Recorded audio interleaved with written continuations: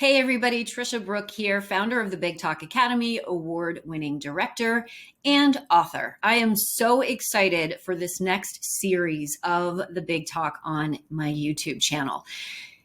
We have 17 speakers who spoke at the Big Talk Academy's virtual showcase, and each one of them is unique. Each one of them is incredible. They all bring a very special idea to the table, and they all deliver in a very powerful and unique way. I am super excited for you to be introduced to each speaker from the Big Talk Academy's January 7th virtual showcase. Enjoy.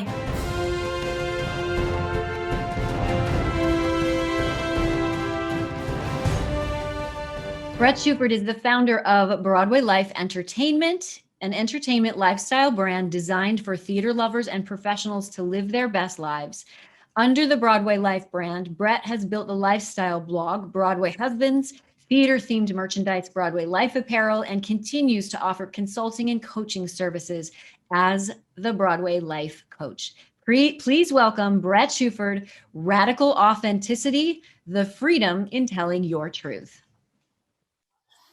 Oh, I have come out of the closet multiple times in my life, but the easiest time I came out was as a homosexual. Yes, it was the 90s. It wasn't as easy then as it is today, but compared to coming out at 7 years old as an aspiring actor, coming out gay was a breeze. I grew up in the Big D, not Dallas, denial. But I did grow up in Texas, Southeast Texas. When you realize your dream of being on Broadway but live in a small town in Southeast Texas, your life can feel a little bit doomed. Texas is a wide, versatile state where lawlessness created the culture. It's called the Lone Star State for a reason. And I always felt like a lone star. My earliest childhood memories were playing with my twin brother. People always ask me, do you and your twin have that twin thing where you're thinking the same thing at the same time? And we don't. My next oldest brother and I, we could not get along at all. We were always vying for my mother's attention, you know, Southern boys and their mamas. But my oldest brother, Eric, there was something different about him. Around 5 years old, I remember asking my mother, what's wrong with Eric? Her reply, well, he's special, honey. Funny enough, she gave me the same response when I asked her why all the kids in the playground would call me a fag. Well, you're special. With my brother, we were told time and time again, y'all, we're not going to discuss it. We don't want to make him uncomfortable. We want him to feel normal. Ah, normal. Don't we all just want to be normal? In the 1980s, the term used to describe my brother was retarded. Then it was mentally challenged. But about 15 years ago, we found out what was really up. Eric was diagnosed with Fragile X syndrome, a rare chromosome disorder that is genetically passed through the female line in the hereditary chain. Fragile X is actually the most common type of intellectual disability in adult males, but one that most people don't know about, especially people in the 1980s. The intention behind not talking about my brother's disability was to make him feel comfortable, normal.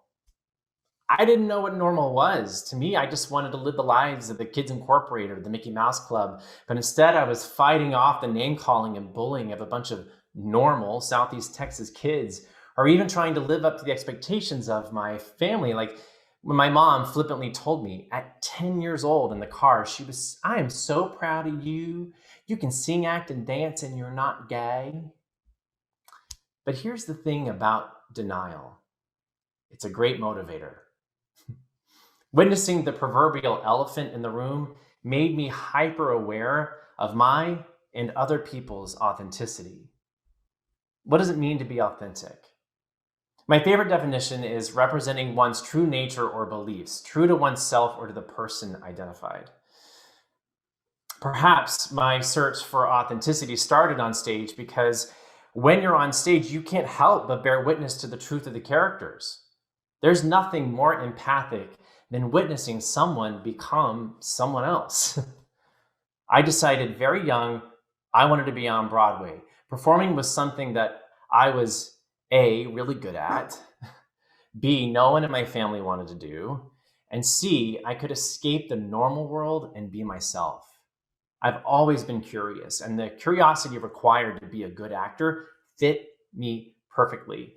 So when I went to my mom and said, "Mom, Debbie Gibson has an agent and I want an agent," she complied. I was very lucky to have a supportive family, regardless of their passion for the theater. But coming to terms with my authentic self, that was challenging. While denial is a great motivator, denial cannot be maintained without an addictive process.